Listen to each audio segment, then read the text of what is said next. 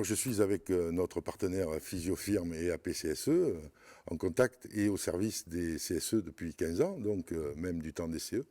On a abordé les relations entre les acteurs du dialogue social dans l'entreprise et avec Maude Agostini. Rebonjour Maude.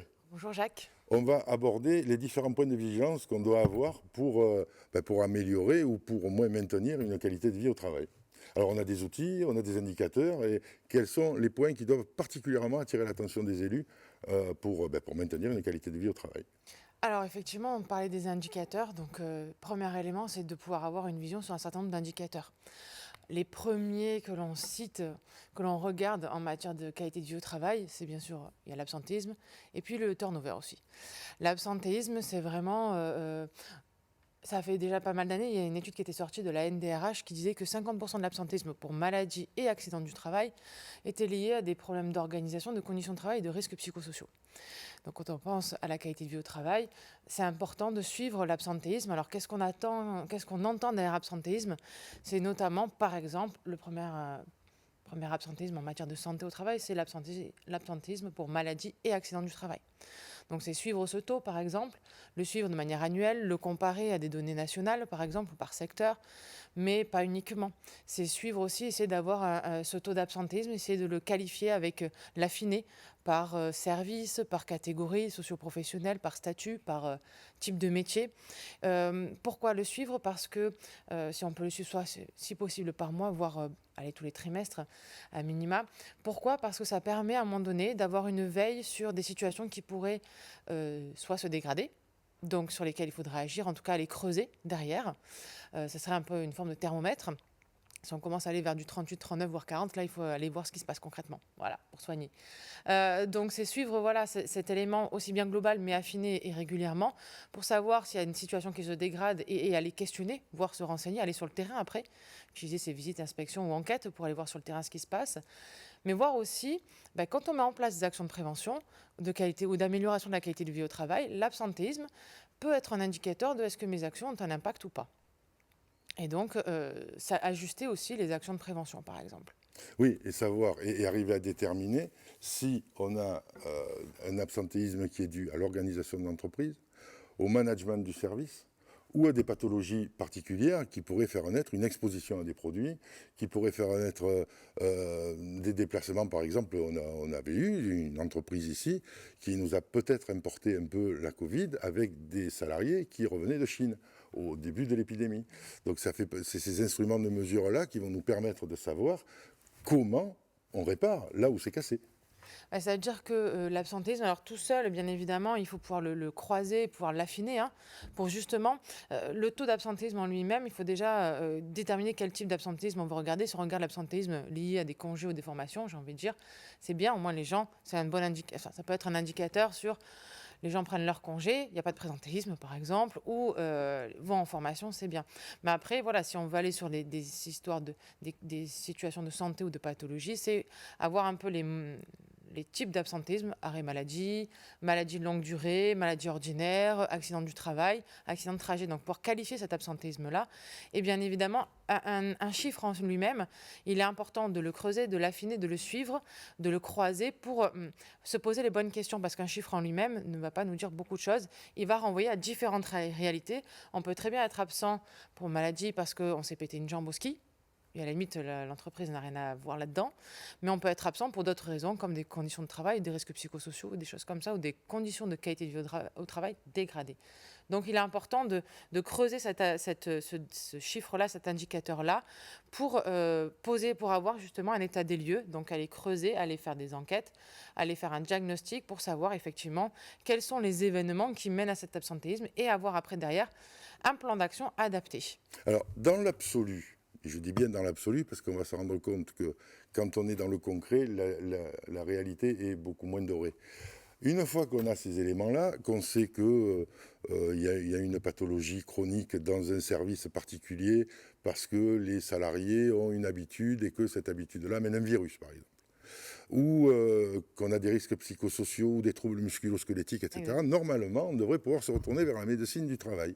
Ça, c'est l'outil qui nous est proposé dans la liste des outils qui sont à disposition des uns et des autres. Sauf qu'il n'y a plus de médecin du travail. Il y a des services de santé au travail aujourd'hui. Oui, des services de santé au travail qui sont désertés par des médecins. Et c'est quand même le sujet, comment aujourd'hui on s'en sort sans avoir un médecin du travail dont c'est le métier de vérifier la santé des salariés dans l'entreprise. Parce que le médecin du travail, ce n'est pas un médecin généraliste qui va vous soigner la grippe. Le médecin du travail, c'est un médecin qui va réaliser et observer ce qui se passe dans une entreprise et faire un rapport. Si on n'a plus cette personne de l'art médical pour le faire, comment on va faire à terme, une fois qu'on aura tué la médecine du travail, après avoir tué le CHSCT? Alors, bon, avant d'en arriver là, il faut savoir que dans les services de santé au travail, il y a d'autres acteurs également. C'est-à-dire que le médecin aujourd'hui, c'est un peu aussi un coordinateur ou en tout cas une porte d'entrée. C'est-à-dire qu'on peut aussi travailler avec les ergonomes des services de santé au travail qui peuvent, par exemple, on parlait des troubles musculo-squelettiques, on peut travailler, faire des enquêtes et des études de poste, des conditions de travail avec ces ergonomes pour pouvoir réfléchir sur l'activité et le lien avec la santé et essayer de travailler l'adaptation du travail à l'homme et pas l'inverse.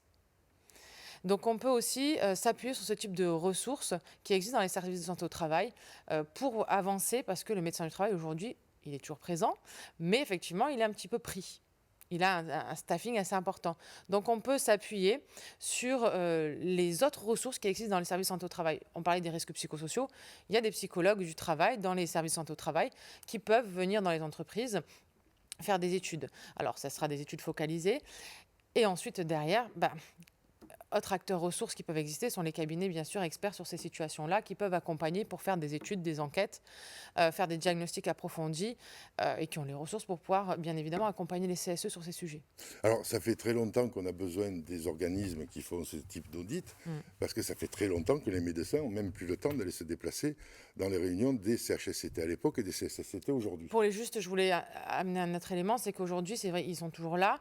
Et il faut, dès qu'on est élu CSE, moi, j'invite à chaque formation des CSE, je les invite fortement à prendre contact directement avec le médecin du travail.